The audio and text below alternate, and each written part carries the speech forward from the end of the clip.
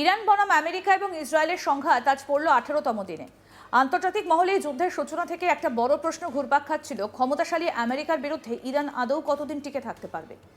অনেকেই মনে করেছিলেন এই সংঘাত খুব বেশি দিন দীর্ঘস্থায়ী হবে না, তবে সেই সব ধারণাকে ভুল প্রমাণ করে প্রায় 2.5 সপ্তাহ ধরে টানা লড়াই চালিয়ে যাচ্ছে ইরান। আর সময় যত এগোচ্ছে ততই যেন আরও আক্রমণাত্মক হয়ে উঠছে আমেরিকা।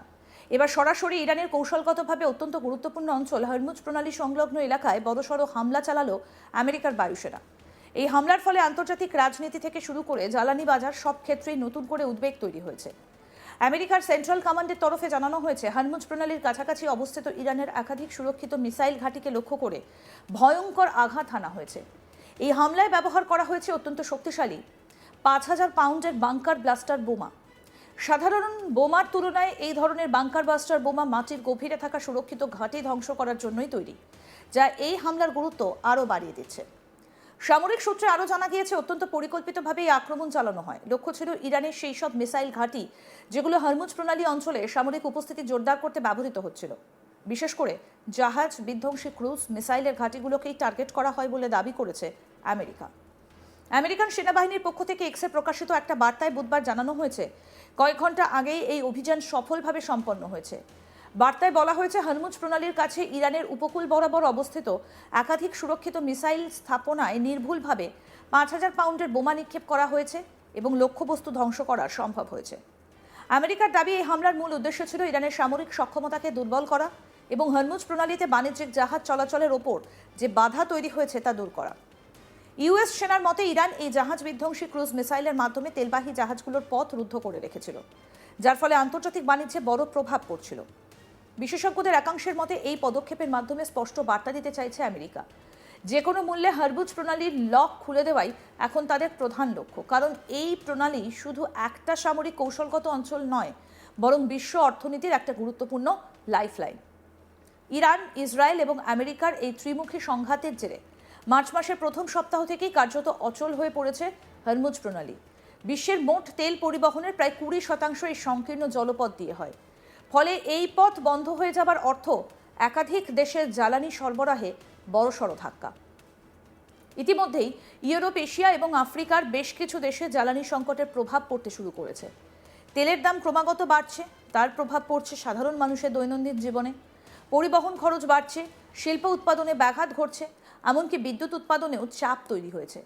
তবে কঠিন পরিস্থিতির মধ্যেও ভারতের জন্য কিছুটা স্বস্তির খবর রয়েছে। কূটনৈতিক তৎপরতার ফলে ভারত হরমুজ প্রণালী দিয়ে জাহাজ চলাচলে বিশেষ ছাড়পত্র পেয়েছে। তারই ফলস্বরূপ গতকাল গুজরাট উপকূলে নিরাপদে পৌঁছেছে ভারতীয় গ্যাসবাহী জাহাজ নন্দা দেবী। এই ঘটনাকে একটা বড় কূটনৈতিক সাফল্য বলেই মনে করছেন বিশ্লেষকরা। তবে সামগ্রিক পরিস্থিতি এখনও অত্যন্ত উদ্বেগজনক। হরমুজ প্রণালীতে উত্তেজনা এখনও চরমে এবং যে কোনো সময় পরিস্থিতি আরও জটিল আকার নিতে পারে বলে আশঙ্কা করা হচ্ছে। বিশেষজ্ঞদের মতে, যদি দ্রুত কোনো কূটনৈতিক সমাধান না বের হয়, তবে এই সংঘাত দীর্ঘমেয়াদে বিশ্ব অর্থনীতির ওপর মারাত্মক প্রভাব ফেলতে পারে। এখন নজর থাকছে ইরান এই হামলার কি জবাব দেয় এবং আগামী দিনে আমেরিকা এবং ইসরায়েলের কৌশল কি হয়। কারণ এই সংঘাত শুধু একটা আঞ্চলিক যুদ্ধ নয়, বরং তা ধীরে ধীরে বৈশ্বিক সংকটে পরিণত হবার ইঙ্গিত দিচ্ছে। এই মুহূর্তে হরমুজ প্রণালীকে ঘিরে অনিশ্চয়তা কাটেনি। আন্তর্জাতিক বাজার, কূটনৈতিক মহল এবং সাধারণ মানুষের চোখ এখন সেই দিকে। কবে স্বাভাবিক হবে বিশ্বের এই অন্যতম গুরুত্বপূর্ণ জলপথ।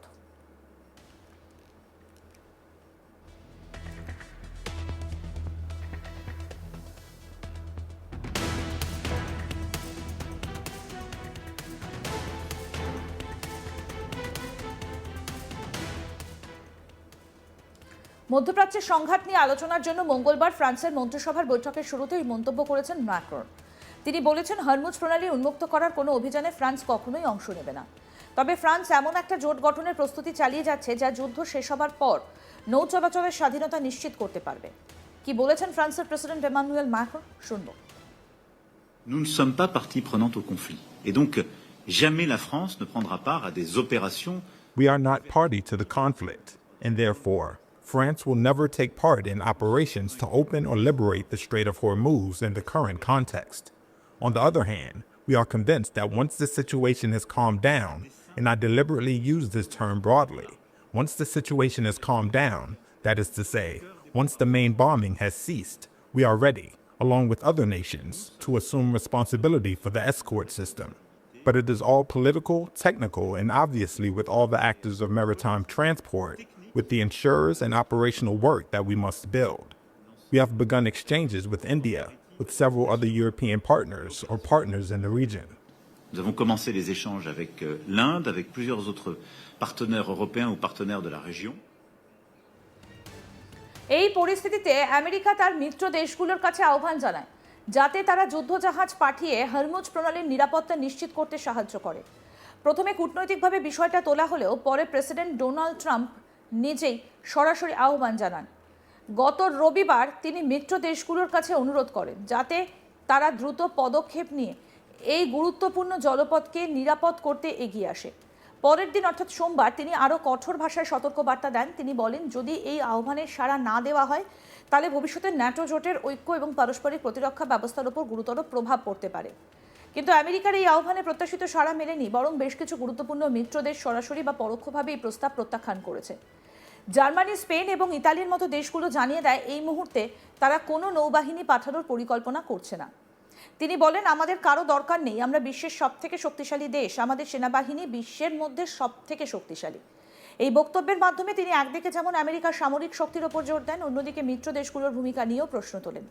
ট্রাম্প আরও বলেন নেটো জোটের সদস্য দেশগুলো প্রায়ই প্রতিশ্রুতি দিলেও বাস্তবে সবসময় পাশে দাঁড়ায় না। তার দীর্ঘদিনের অভিযোগ প্রয়োজনে সব দেশ আমেরিকাকে সমর্থন করবে, এই ধারণা বাস্তবের সঙ্গে সবসময় মেলেও না।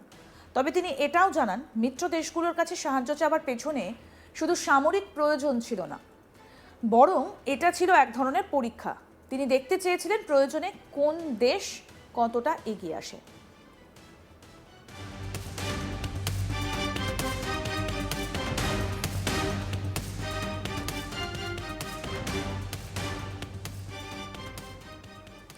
ট্রাম্পের কথায় অনেক সময় আমরা সাহায্য চাই শুধু এই জন্য যে তারা কিভাবে প্রতিক্রিয়া জানায় সেটা বোঝা যায়।